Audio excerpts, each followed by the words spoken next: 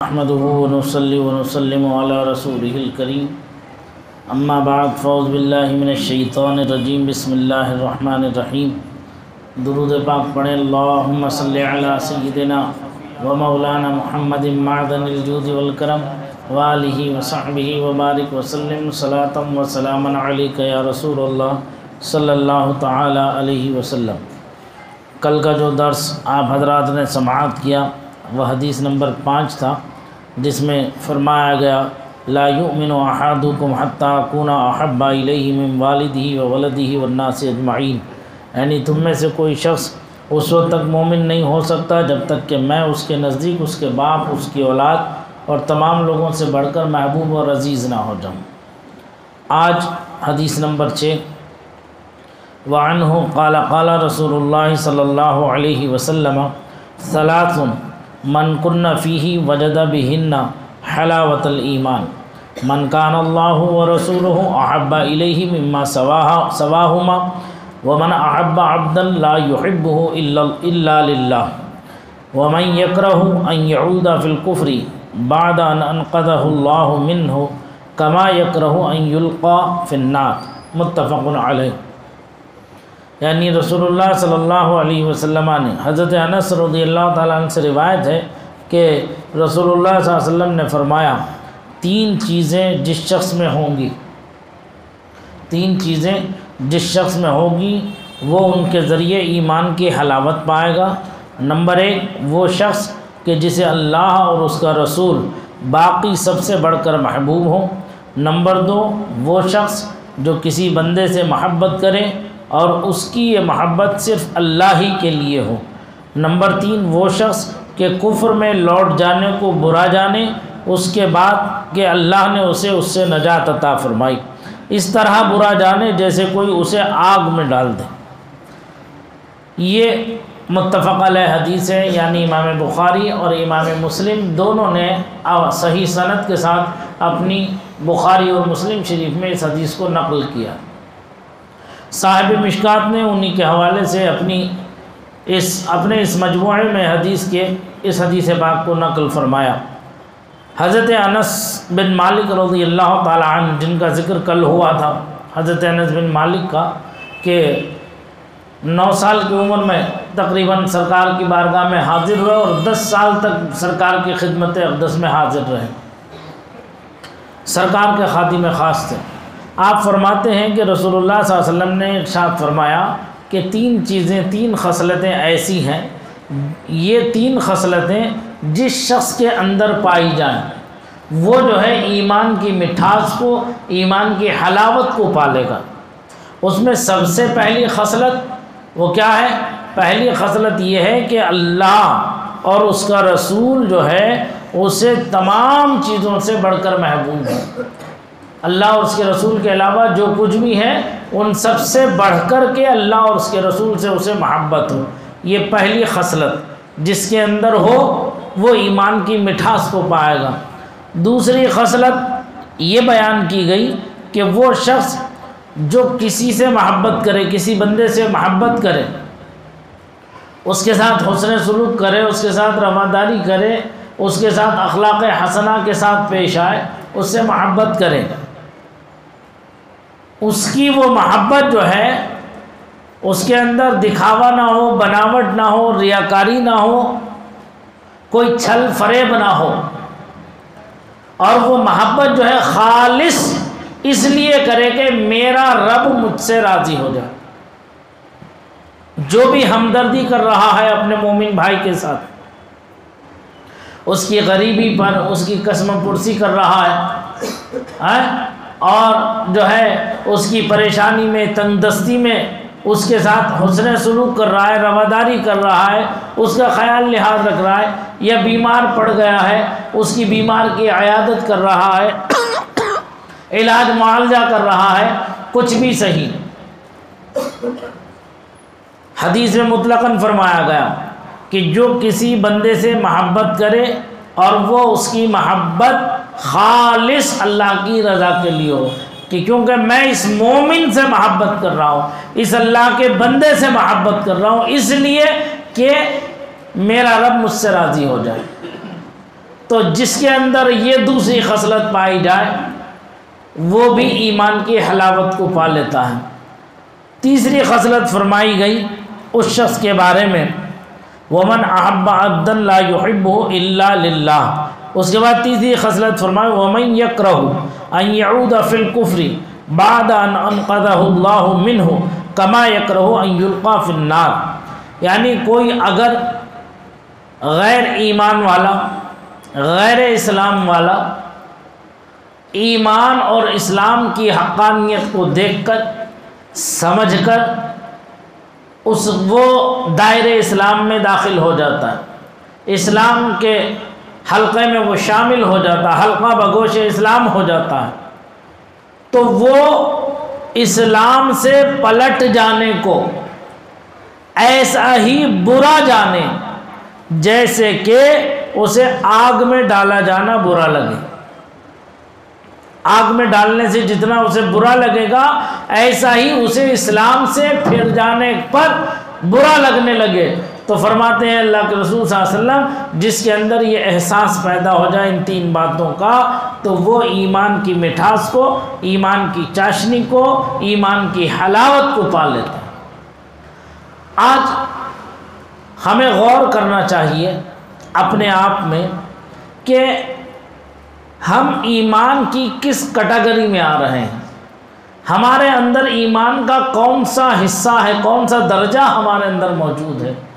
کیا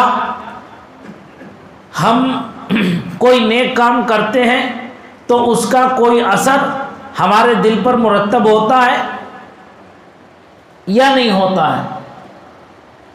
جو بھی ہم نیک کام کرتے ہیں، وہی بات آ گئی، جو کسی بندے سے خالص اللہ کی رضا کے لیے محبت کرے تو اللہ اس سے راضی ہوتا ہے۔ یہ ایمان کی حلاوت اسے جو ہے مٹھاس محسوس، ایک خوشی اسے محسوس ہوتی ہے۔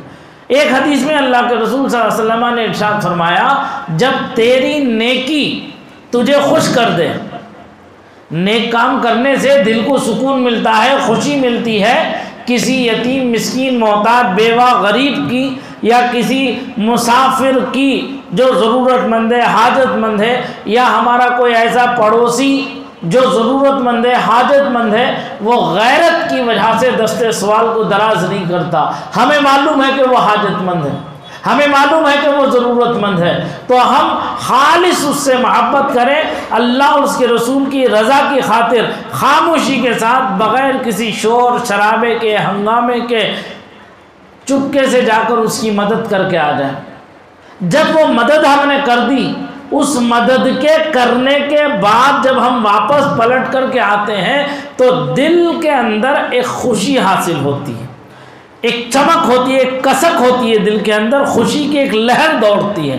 آقا فرماتے ہیں جب تیری نیکی تجھے خوش کر دے اور تیرا گناہ تجھے رنجیدہ کر دے، ہم اپنے کسی مومن بھائی کی برائی کریں، اس کی چغلی کھائیں، اس کی عیب جوئی کریں، اس کے عیوب کو تلاش کریں، اس کے اندر کیڑے ڈھونڈنے کے لیے بیٹھ جائیں، کیڑے بیننے کے لیے بیٹھ جائیں، کیونکہ ہمیں اس سے نفرت ہے، ہمیں اس سے نفرت ہے۔ نفرت کی بنیاد پر ہم کوئی لمحہ ایسا نہیں جانے دیتے جو ذرا سی بھی اس سے کوئی چوک ہو جائے اور ہم اس چوک کو فوراً کیچ کر لیں اور پھر اس کے کیڑے بیننے لگے، اس کی برائیاں کرنے لگے اور جو ہے اس کے ساتھ جو ہے غیر اخلاقی کام ہم کرنے لگے۔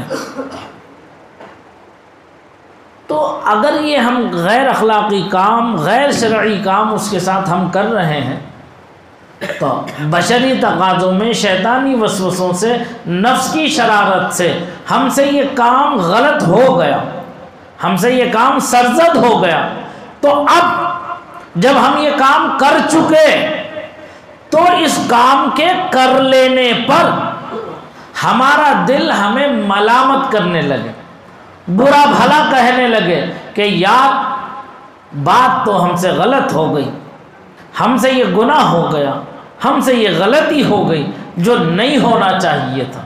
ہاں افسوس ہوا، دل کہتا افسوس، دل کو جب یہ احساس ہونے لگے، اللہ کے رسول فرماتے جب تیری نیکی تجھے خوش کر دے اور تیرا گناہ تجھے رنجیدہ کر دے تو تو اپنے کو صاحب ایمان سمجھ کہ تو ایمان والا ہے۔ کیوں؟ کیونکہ نیکی پر خوش ہونا، گناہ پر شرمندہ ہونا یہ مومن کی علامت ہے، یہ مومن کی پہچان ہے۔ اب کیا کریں، ہم سے یہ غلطی ہو گئی بھائی، ہم اس غلطی میں ملوث ہو گئے۔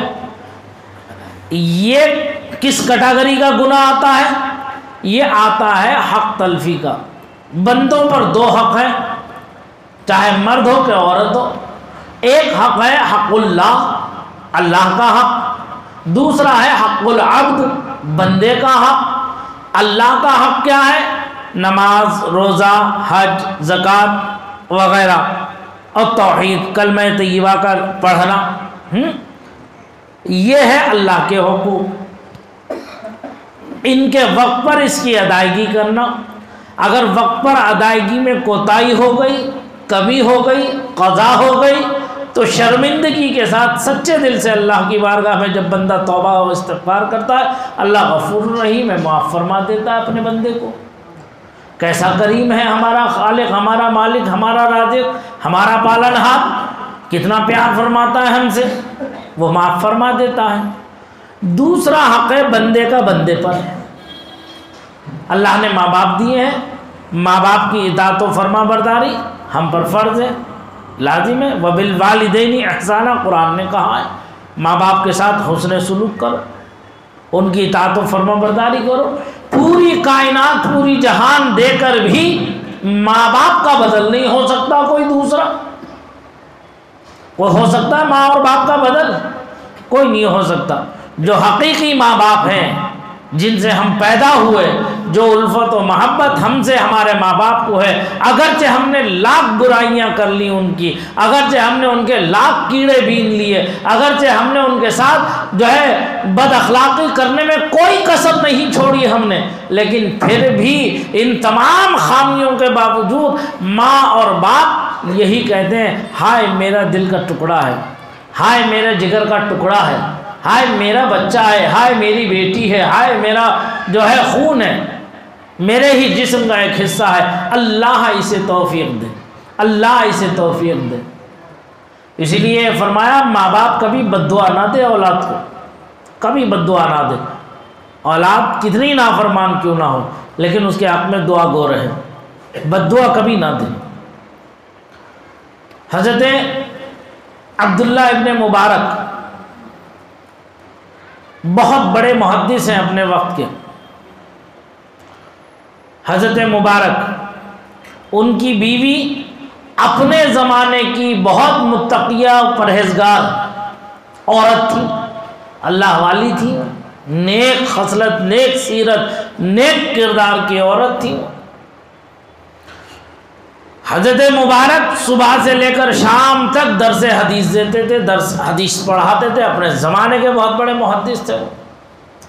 ان کے ایک بیٹے تھے حضرت عبداللہ، یہ اس وقت تک حضرت نہیں تھے، جوانی کا جوش تھا، جوانی دیوانی ہوتی ہے، کیا کیا نہیں کرا لیتی ہے نا۔ اب ہم اپنے آپ کو دیکھ لیں اور اس واقعے کو دیکھ لیں، اتنا بڑا محدث اپنے وقت کا، اولاد کسی کی بھی بگڑ سکتی ہے، یہ ضروری نہیں ہے کہ غیر پڑھا لکھا ہوگا اسی کی اولاد بگڑے گی، ارے بڑے بڑے پڑھے لکھوں کی اولادیں بگڑ جاتی ہیں۔ اب اس کا کیا کہیں گے؟ قرآن و حدیث پڑھ کر کے ماں باپ نے اچھی تعلیم و تربیت نہیں دی اولاد کو، نصیب کی بات ہوتی ہے، مقدر کی بات ہوتی ہے، جتنے چکر مقدر کے ہوتے وہ لگتے ہی ہیں، وہ بغیر لگے اس دنیا سے کوئی رخصت نہیں ہوتا ہے، جتنی ٹھوکریں لگنا اتنی لگیں گی دنیا میں۔ جب سنبھلنے کا موقع آتا ہے اللہ کوئی نہ کوئی بہانہ بنا دیتا ہے، اس کی رحمت جوش مارتی ہے، کوئی نیکی اسے خوش کر دے تو اسی ایک نیکی کے ذریعے اس کی دنیا بدل دیتا ہے پروردگار۔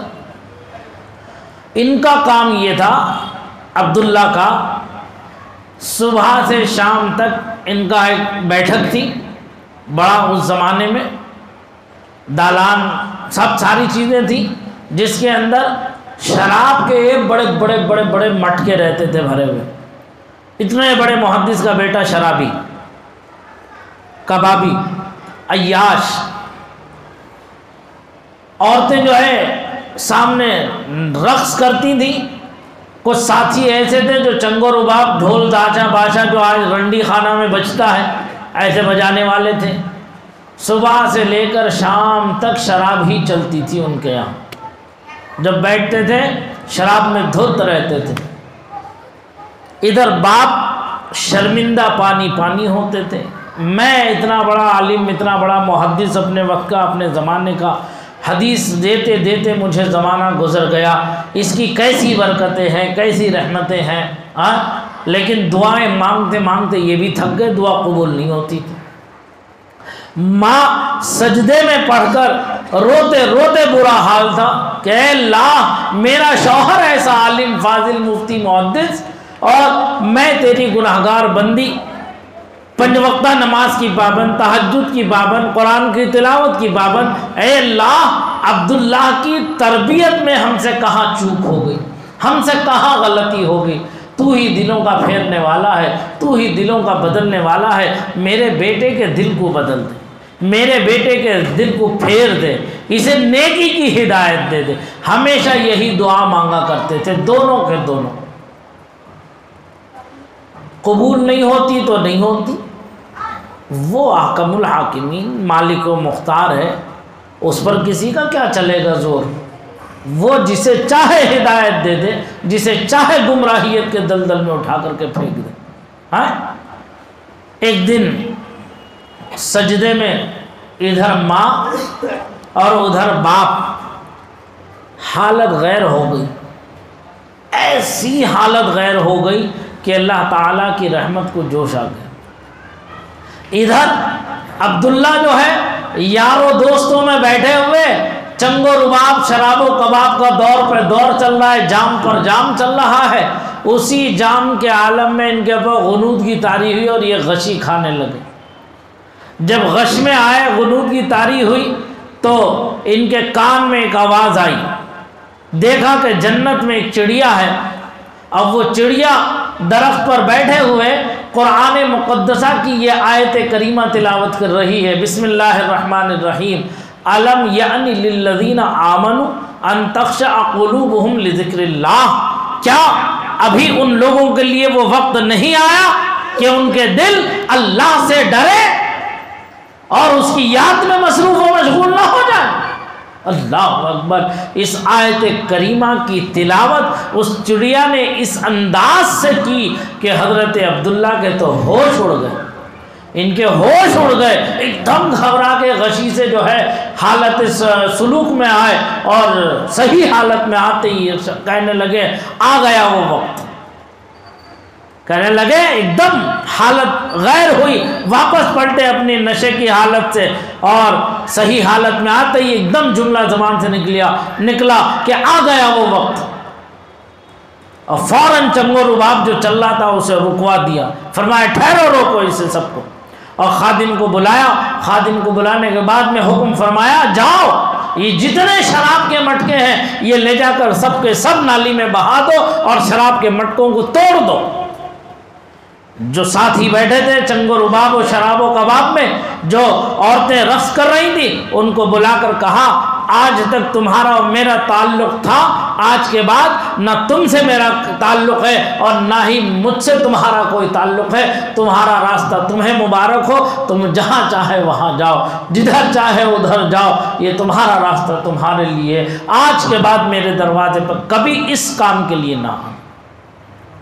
دیکھا ماں باپ کی دعاؤں کی برکت کیسی ہوتی ہے، اس لیے کبھی اولاد کے حق میں بد دعا نہیں کرنا چاہیے، کتنی ہی نالائق کیوں نہ ہو، ایک دن اللہ ہدایت دے گا تو دنیا بدل دے گا۔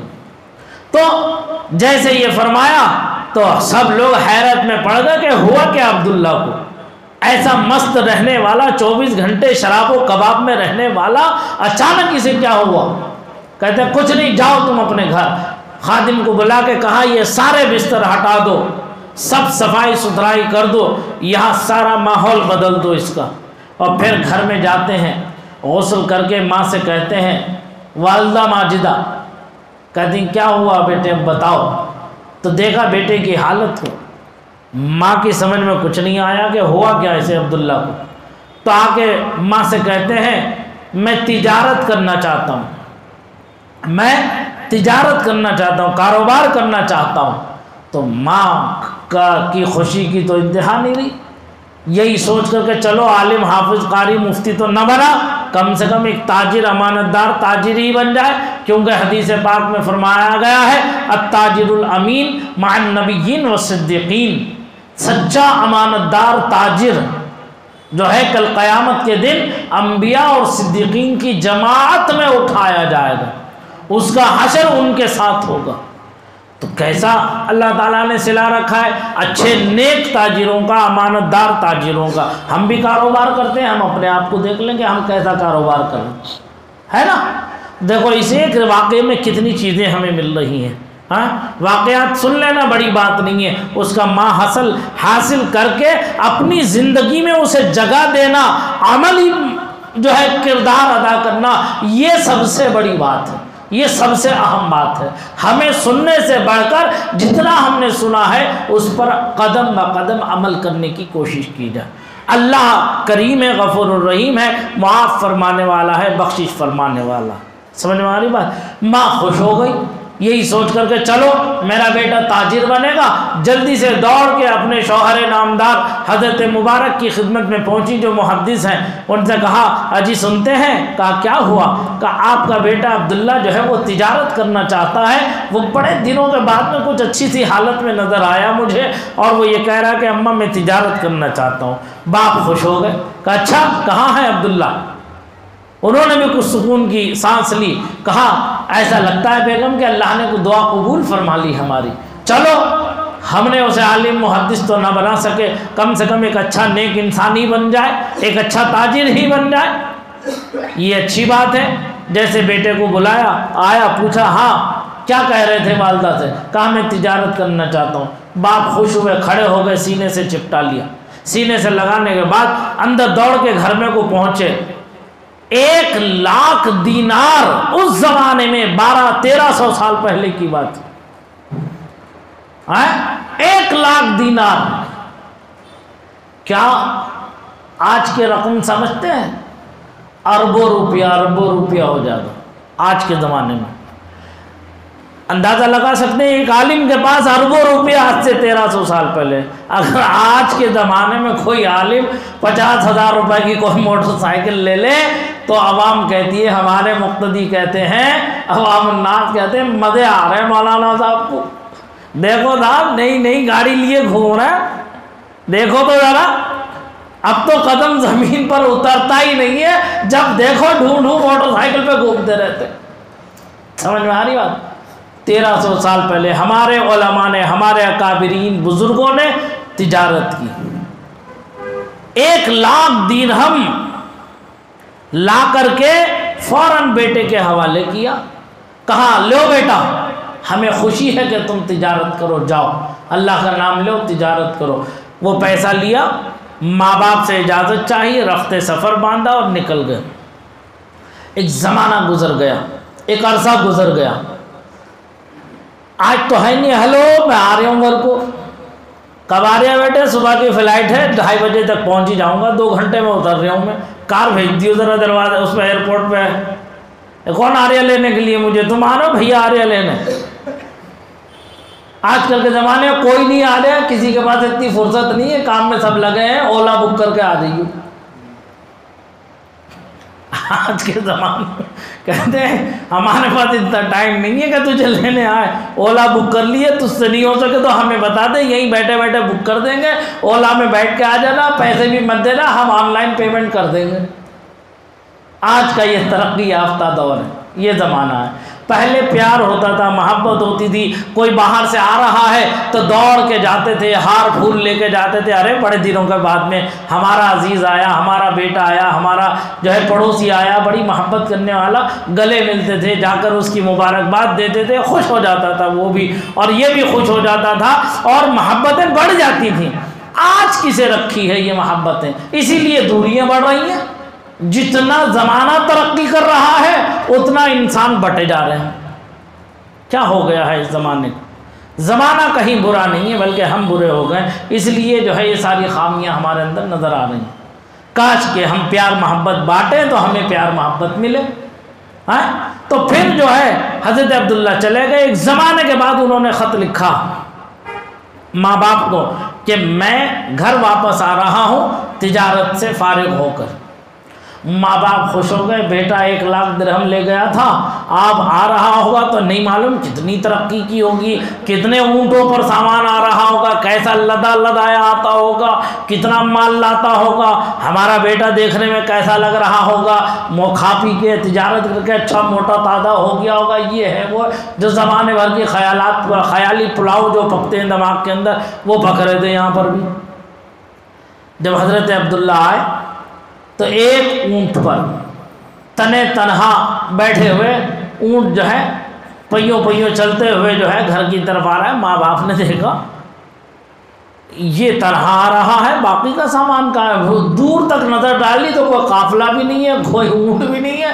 تو ماں باپ نے سمجھا کہ چلو بیٹا جلدی آ گیا، مال وال بعد میں آ رہا ہوگا، چلو بیٹا تو آیا کم سے کم گھر کو، اتنا لمبا سفر کر کے تھکا آ رہا ہے۔ جب ماں باپ نے اتارنے کے بعد، گھر میں لینے کے بعد، انہیں منہ ہاتھ دھلا کر کے کھانا گینا کھا کے فارغ ہونے کے بعد، اب والد ماجد پوچھتے ہیں کہو بیٹا تجارت کیسی رہی؟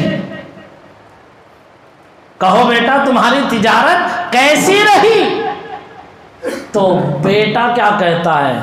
اب کہتا ہے بیٹا، کہتے ہیں کہ والد گرامی اس تجارت سے آپ کی کیا مراد ہے؟ اللہ اللہ، دیکھنا انداز، یہ جملے دیکھیے گا، ان جملوں پر غور کیجئے گا۔ کہہ رہے ہیں کہ اس تجارت سے آپ کی کیا مراد ہے، کیا مطلب ہے آپ کا تجارت سے؟ تو باپ اپنے زمانے کا محدث اعظم تھا، اپنے وقت کا دانا بینا، فوراً سمجھ گئے ان کے اس جملے سے۔ ارشاد فرمایا بیٹا میرے اس جملے سے دنیاوی تجارت مراد تھی، اگر اخروی تجارت تو نے کی ہے تو مجھے دنیا سے افضل ہے اخروی تجارت، اب بتا کون سی تجارت کی ہے تو نے؟ تو بیٹے کہتے ہیں والد ماجد آپ نے مجھے 1 لاکھ درہم عطا فرمائے تھے، دینار، اب آپ مجھ سے صحیح سند کے ساتھ 1 لاکھ حدیث مصطفیٰ کو سن لیجئے۔ میں نے گلی گلی گھوم گھوم کر کے جہاں جہاں میرے پیارے آقا مصطفیٰ جان رحمت صلی اللہ تعالی علیہ وسلم کی حدیثیں بیان کرنے والے محدثین تھے، میں ان کی خدمت میں حاضر ہوتا رہا، ان درہم و دینار کو میں نے علم دین کے حصول میں خرچ کر دیا۔ مجھ سے 1 لاکھ حدیث مصطفیٰ صلی اللہ علیہ وسلم کو آپ سن لیجئے، سند کے ساتھ میں سنا دوں۔ باپ کا عالم، اللہ اللہ، اللہ نے کیسی دعا قبول فرمائی ماں باپ کی۔ ہاں، اس لیے ماں باپ کو کبھی مایوس نہیں ہونا چاہیے اللہ کی رحمت سے۔ ایک دم کھڑے ہوئے، سینے سے لگا لیا، چپٹا لیا، اور پھر بیٹھے بھی نہیں، سیدھے اندر دوڑ کے پہنچے گھر میں، اور جا کر پھر 50,000 دینار لا کر کے بیٹے کے حوالے کر دیا، اور فرمایا بیٹا اپنی اس تجارت کو اور فروغ دو اور ترقی دو۔ سمجھ میں آئی بات؟ تو یہ ہے حضرت عبداللہ ابن مبارک رضی اللہ تعالی عنہ، جو ہے اپنے زمانے کے اتنے بڑے محدث اور مفکر تھے۔ بات کہاں سے چلی تھی، کہاں سے کہاں کو پہنچ گئی، یہ اب انشاءاللہ آگے کی گفتگو انشاءاللہ کل ہوگی، وقت ہمارا پورا ہو گیا ہے نا۔ دیکھیے ہم لوگ درس میں بیٹھ رہے ہیں، اس کا مطلب یہ ہے جتنا ہم پڑھ رہے ہیں، ہم سن رہے ہیں، اسے سمجھ میں بھی آ جانا چاہیے۔ اگر آپ لوگوں کی سمجھ میں کوئی بات نہ آتی ہو تو آپ کا یہ فرض ہے کہ آپ مجھ سے پوچھیں، میرا فرض یہ ہے کہ میں آپ کو بتاؤں۔ آپ 1 بار پوچھیں گے تب بھی مجھے پر فرض ہے کہ میں بتاؤں، سمجھاؤں۔ آپ 100 مرتبہ مجھ سے واپس ریپیٹ کر کے پوچھیں گے تب بھی مجھ پر یہ فرض ہے کہ میں آپ کو مطمئن کروں۔ سمجھ میں آ رہی بات؟ یہی درس و تدریس ہے۔ ایسے ہی درس پچھلے زمانے میں ہوا کرتے تھے، جو ہمارے بزرگوں کی سنت تھی، ہمارے اسلاف کی سنت تھی، ہمارے اکابرین کی سنت تھی۔